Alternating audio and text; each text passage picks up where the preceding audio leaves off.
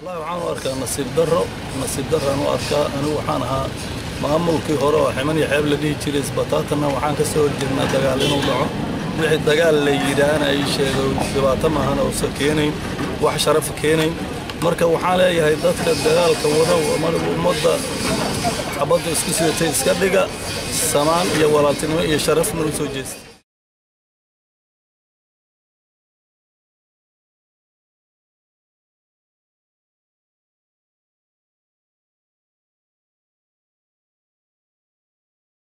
dagaaladaas wallahi wax xun ayaan u arkaa waayo sababta ummadda Soomaaliyeed dagaaladii iyo wixii way ku daaleen marka waxaan leeyahay labada madaxweyne ha wada hadlaan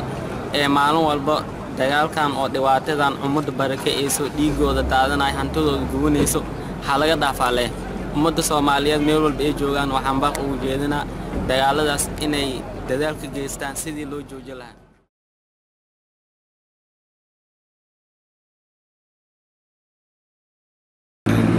فكر أهم ولا إحنا دجال كسرعة دجال كالكعيو عن وأركا إن دجال كاس كل أنا ين مواطنين سوماليين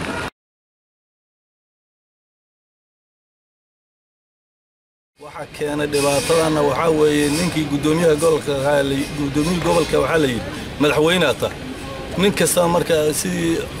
dadkii la kala cishanaya dadkii la isku diraya wada dhashay ehelka aha casabadaha waxa leeyahay hal la joojiyo federaalkuna waa lugooyo uu yahay Soomaaliya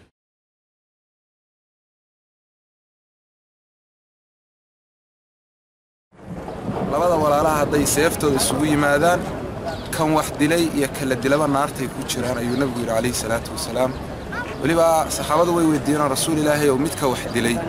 la garay midka la dilay muxuu yahay xukunkiisu marka rasuulku wuxuu ku jawaabay inuu ku dadaalayo walaalkii dilkiisa marka waxaan leenahay walaalaha muslimiinta dagaalkooda diinta islaamka oo dagaal banaan ah inay ka qabtaan annaguna waxaan leenahay baaqahan shacab ahaan ilaahay ka yaaba iska daaya waxaan aakhirana lagu gaaraynin adduunkana halaagu ku sugan yahay